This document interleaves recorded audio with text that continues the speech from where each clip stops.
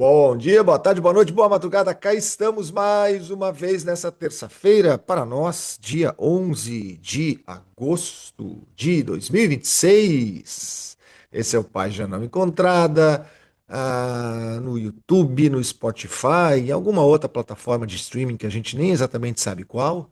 Mas o que importa é que estamos juntos para falar de grandes discos de 2026. Pablo Miyazawa diretamente de São Paulo, enamorado com o seu novo lançamento, seu livro Tá aqui. sensacional, cheio de detalhes. Estava me mostrando agora, é legal demais. Eu quero que fale um pouquinho antes de a gente falar dos discos do livro, Pablo. E o Pedro só ali tranquilo, é, ainda sob o efeito do festival que ele viu no fim de semana, dos shows do fim de semana, presumo eu, né? Eu tô aqui Eu só, sob. eu só vi um show, na verdade. Não foi suficiente para ficar sob Foi uma. Paulinho e Bethânia, mas tá bom.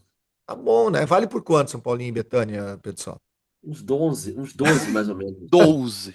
A gente vai hoje, conforme anunciado anteriormente, de bons discos, 15 discos que você deve ouvir em 2026. Isso não quer dizer que as pessoas devem gostar dos discos, mas elas devem ouvir para entender o que está acontecendo nesse ano. Eu acho que um pouco é esse o espírito dessa nossa lista, mas eu quero dar as honras ao Pablo Miyazawa primeiro para mostrar o teu lançamento, Pablo.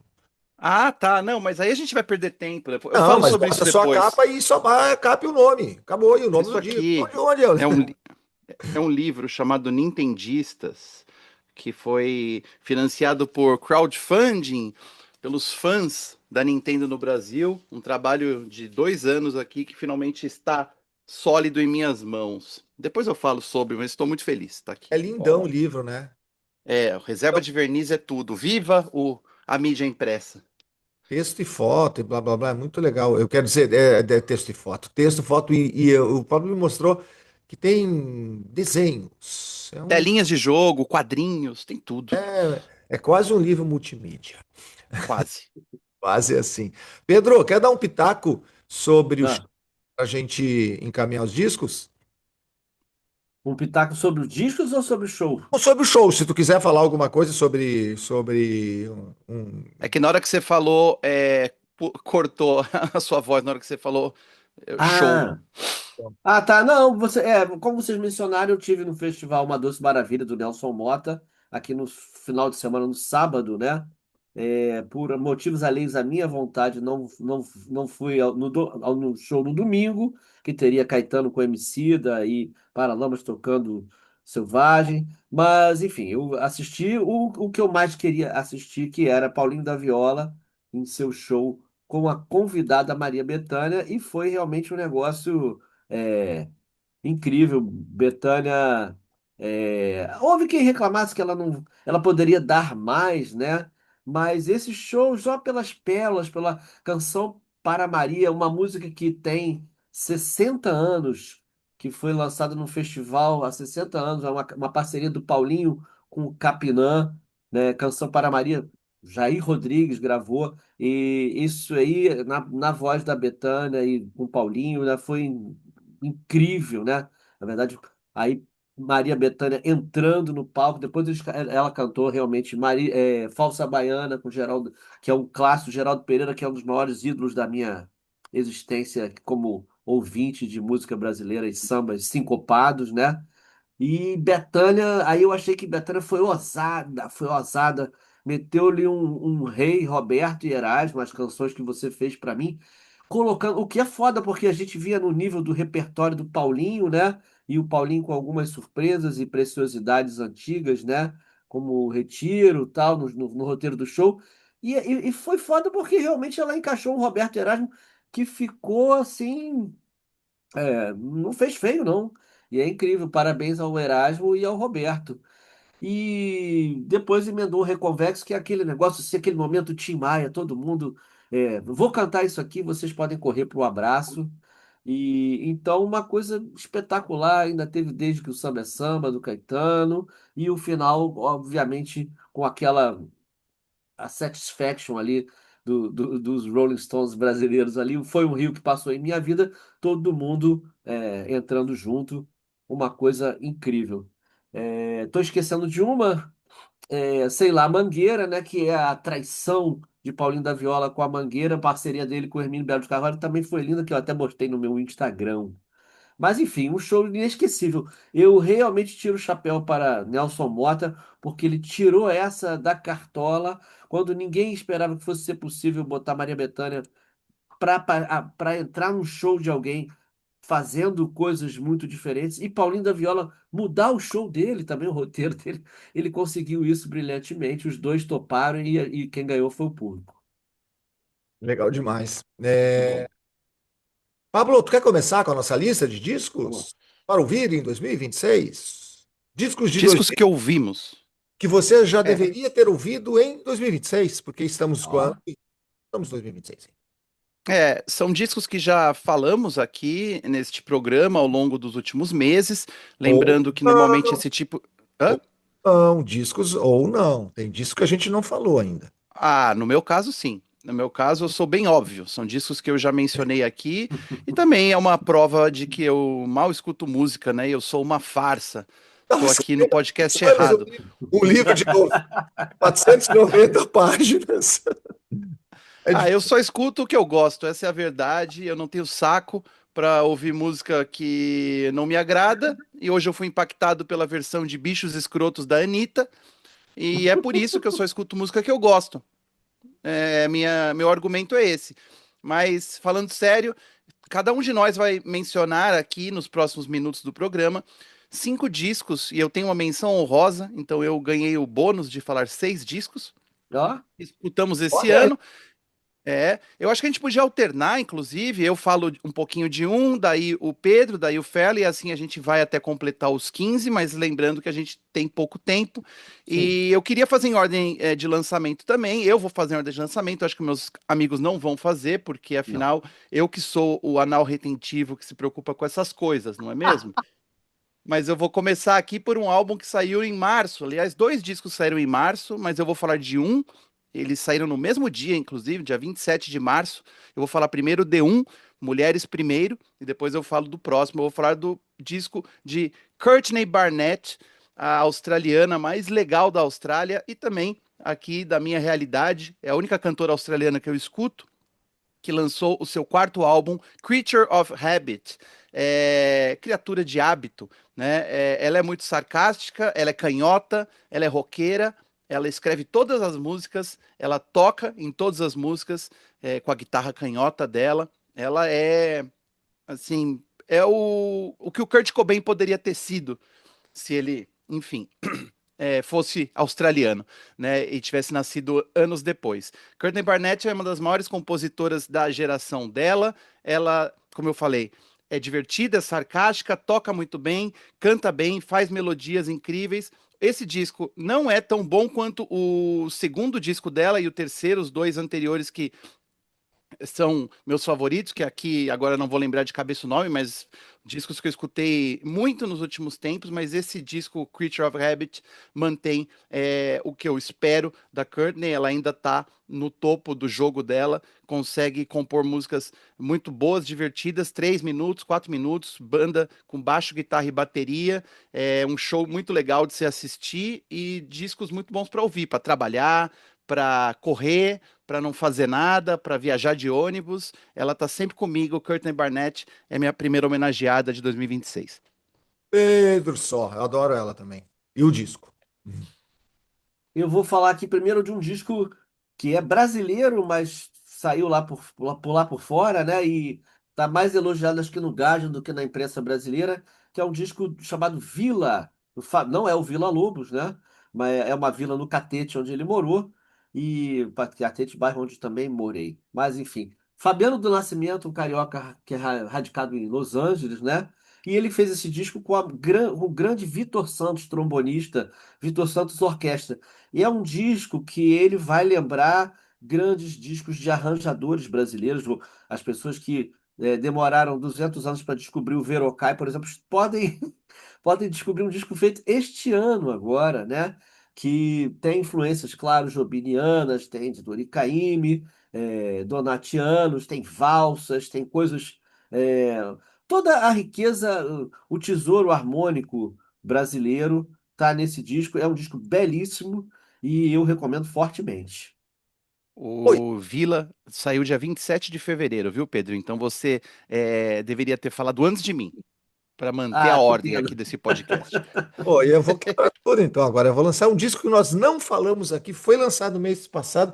Foi mencionado talvez esse mês até. Deixa eu ver. A gente está em agosto, né? É, por aí. É, Por aí.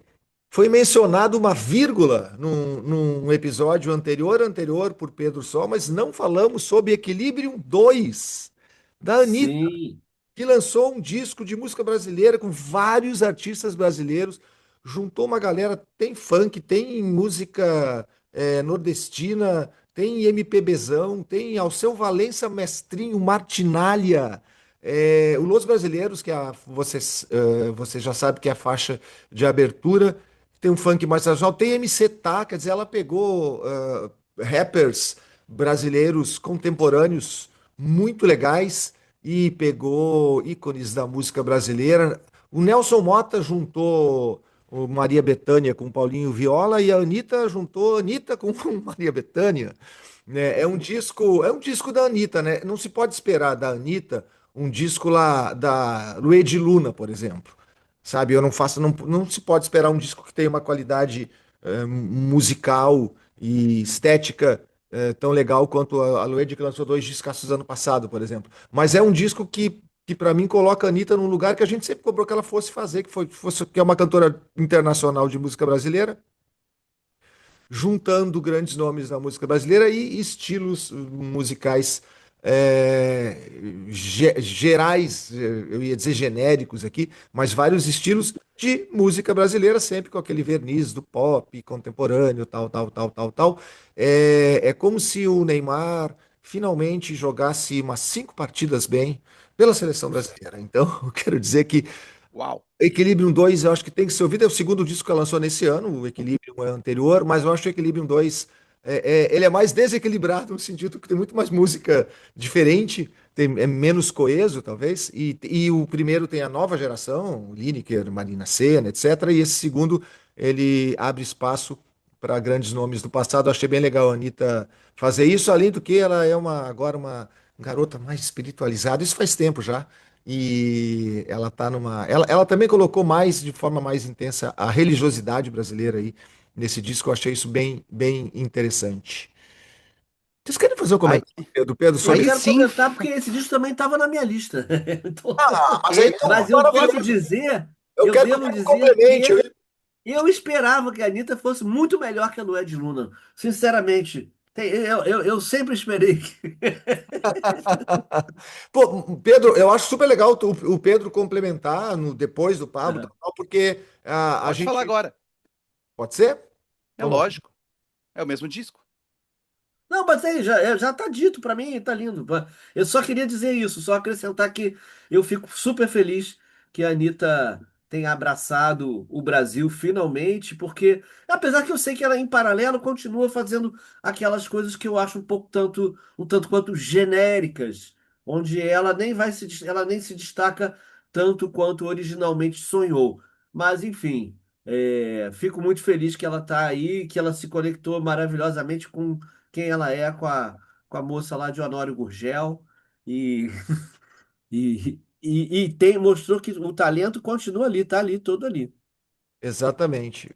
Pedro, só vou fazer um parênteses aqui, já que a gente eliminou aqui um disco. Ontem eu encontrei o nosso treinador, o português Luiz Castro, Ah, comprando discos de vinil com a família. olha Exatamente. só. E aí a gente estava falando, me apresentei ali e tal, estava na loja e ele me falou o seguinte: o Brasil tem duas coisas que só o Brasil tem, que são as melhores do que todas, música e futebol, né? É Então, verdade. é isso que a gente espera. É isso que assim, essa é a visão de fora e é isso que a gente espera de uma artista que é internacional como a Anitta. E Pablo faltou a, Miyazawa, eu sei que eu sei. Ah, não, tu tá na ordem. Então acho que na ordem não é o disco que eu pensei que tu vai comentar agora. faltou a comida, né? É futebol, música e comida, né? Aqui no Brasil, pô. E aí vocês me surpreenderam novamente aí, exaltando em dose dupla o disco da Anitta, Equilibrium 2. fiquei feliz. Fiquei até constrangido de ter tirado sarro de bichos escrotos. Mas é que virou Mas, meme, né, gente? Não sei se mas, vocês viram. mas essa música, ela é meio meme, né? Isso aí, eu vou só fazer meu comentário que o Pablo solicitou, né? Eu me lembrei da música meme, da versão meme do Oruan. Antes de pensar em matar, e assim na educação. Aí os menorzinhos lá, o Oruan reduzido a barata, kafkianamente, e sendo É para um filme, cruelmente né? esmagado. Isso é só um meme, tá, gente? Ela fez a trilha para um filme do Fernando Meirelles. É o que sei. Li no É, Instagram. faz parte da trilha desse filme, como é que é? O Bichos? Deve ser escrotos, Tem não? negócio de Sei lá. bichos aí, mas não é do É. Orwell. Não são os bichos do George Orwell. Bom, eu vou seguir aqui minha trilha de falar em discos que pouca gente escuta, mas deveria. Eu vou mencionar outro disco que saiu no dia 27 de março, que é o Honora, o disco do baixista Flea, mais conhecido como o homem que pula e saltita nos palcos dos chatos shows do Red Hot Chili Peppers. O Flea sempre foi a única coisa que se salva nos shows do Red Hot Chili Peppers há muito tempo, né? Uma banda que toca de costas para o público. Então, para ser ainda mais introspectivo e fiel, né, à banda que o tornou famoso, Flea lançou um disco de cool jazz ou algo assim, porque eu sou péssimo com gêneros, mas é um disco de jazz quase não cantado, tem poucas músicas com voz. Ele reuniu um time de músicos muito qualificado, mas que ninguém quer aparecer mais do que o Flea, felizmente. Ele é a estrela do show. Tem músicas que tem duas linhas de baixo, inclusive. Tem músicas que o Flea canta, recita poesias ingênuas, porém muito sinceras. O Honora é esse apanhado de coisas que o Flea sempre mereceu fazer e reuniu num disco que, no fim das contas, se você escuta ele do começo ao fim, ele passa tão rapidinho, ele é tão agradável que é um disco de festa. As pessoas vão falar assim: nossa, estou aqui nessa festa super cool, né, com pessoas tomando drinks, né, falando das suas viagens e ouvindo esse disco de jazz ao fundo. O que que é isso? Ah, o disco do Flea, do Chili Peppers. Uau, né, ele é capaz de fazer essas coisas? Ele é um músico, trompetista, assim, ele manja mais de música do que as músicas do Chili Peppers recentes demonstram, mas o Honora é um disco para você se sentir e se fazer de inteligente, mas no bom sentido, tá?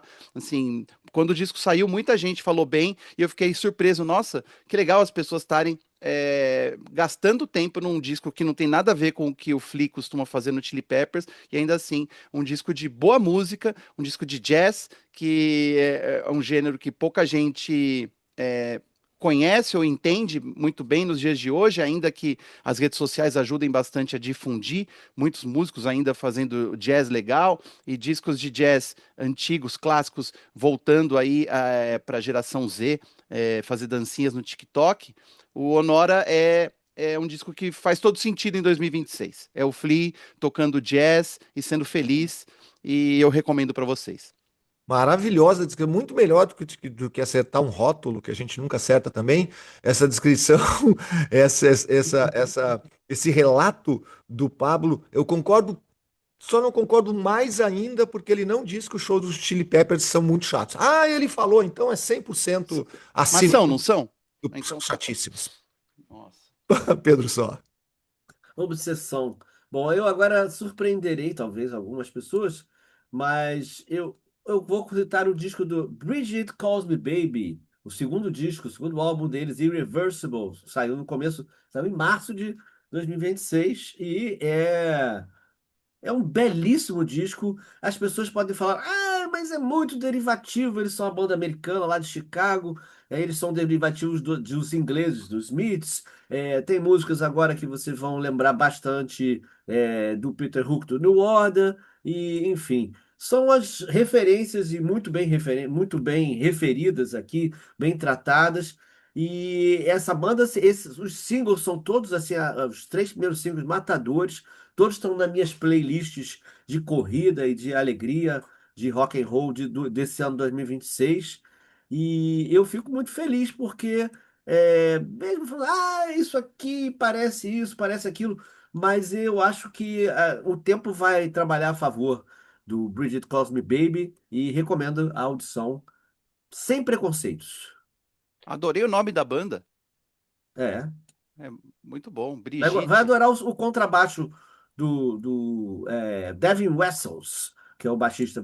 Vai gostar que ele faz bom uso das referências. Esse disco é de 13 de março e ouvirei. Eu vou repetir um disco que eu exaltei aqui quando do lançamento, juntamente, eu acho que com o disco dos Stones, provavelmente. Não, o disco dos Stones não está na minha lista, mas poderia estar. Mas eu quero novamente elogiar Music Fashion Femme, da queridíssima Charlie XCX, e repetir, é um disco de pop, rock, música eletrônica, um disco contemporâneo. Eu quero repetir aquela frase: Charlie XCX é a Amy Winehouse que não abusa das drogas, que vê o mundo com mais felicidade, que consegue conviver nesse difícil mundo algorítmico contemporâneo com muito mais tranquilidade e consegue transformar isso em grandes músicas. Music Fashion Film é mais um disco espetacular da inglesa querida Charlie XCX, Pablo Mezzal. Que interessante. O Pedro tá falando de discos do começo do ano e o Ferla tá falando de discos recentes. Tô assim, chocado. Uma estatística que não serve a nada. Mas tô anotando aqui, porque eu farei aqui depois sei lá, vou prometer que eu vou fazer alguma coisa com essa lista de músicas, não sei, tô simplesmente fazendo aqui. Minha vez, né?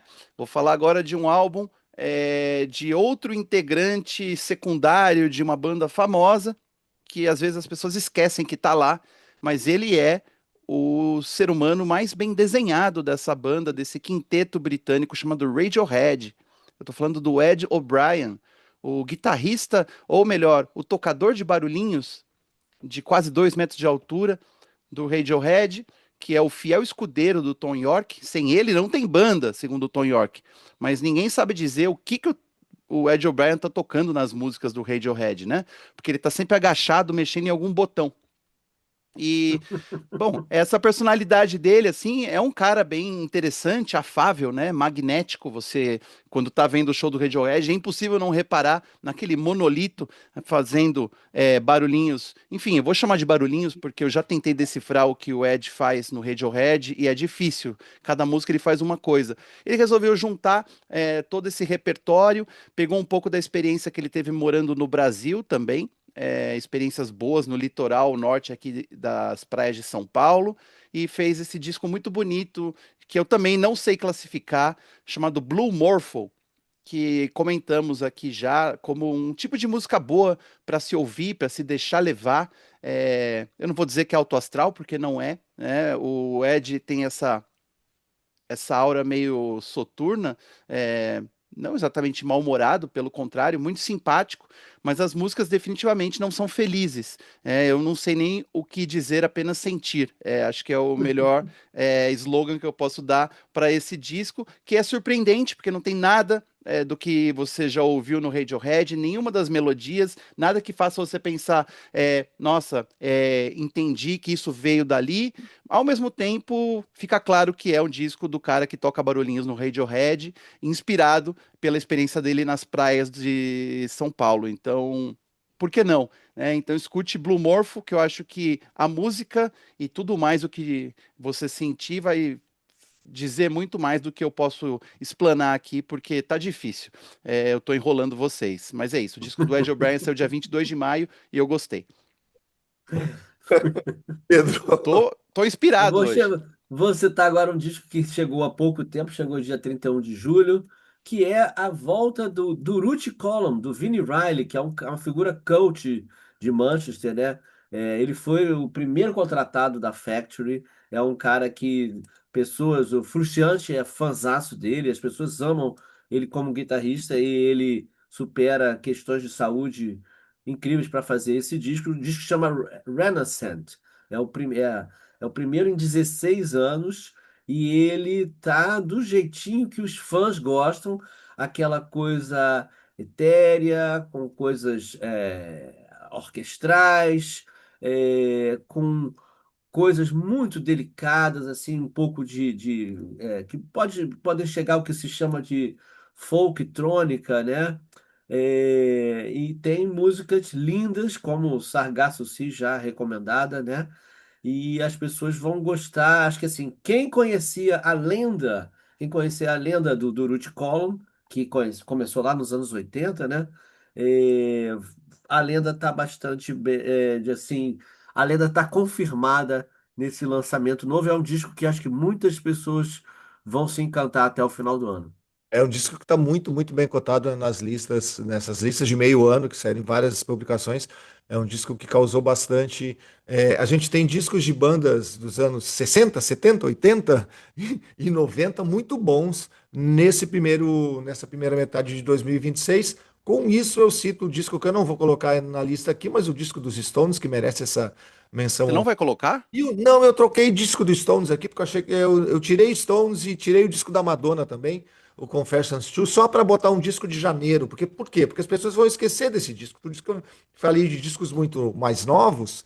Então, eu vou incluir um disco de janeiro e deixo o Madonna Confessions 2 e o disco do Stones, o Tongue, como é que é o nome do disco do Stones? É aquele disco do Stones, desse ano, como menções honrosas. Eu quero citar The Mountain, mais um disco espetacular do incrível Gorillaz, que é um disco que consegue transformar tristeza e melancolia em algo feliz e absolutamente agradável de se ouvir. Mais uma vez, Damon Albarn, que é um artista realmente muito especial, junta um monte de amigos incríveis e amigos que se foram, inclusive, porque tem vários samples de vozes de pessoas que partiram nesse disco. É lindo, tem Idol, tem Idols, Johnny Marr, Paul Simon, Dennis Hopper, De La Soul, Tony Allen, Mark Smith, né? Samples de grandes artistas da música, sobretudo que se foram.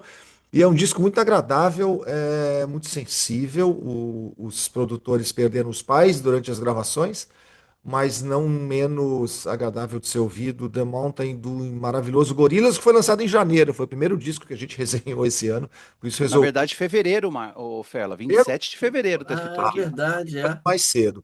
Mas então, de qualquer maneira, é um disco do começo do ano e que a gente tem que salientar. Eu coloquei na minha lista aqui: Gorillaz The Mountain, Pablo Benzawa. Muito bom. Agora eu vou falar aqui de uma prata da casa. Dá para falar de prata da casa de uma pessoa que não tem nem 22 anos de idade?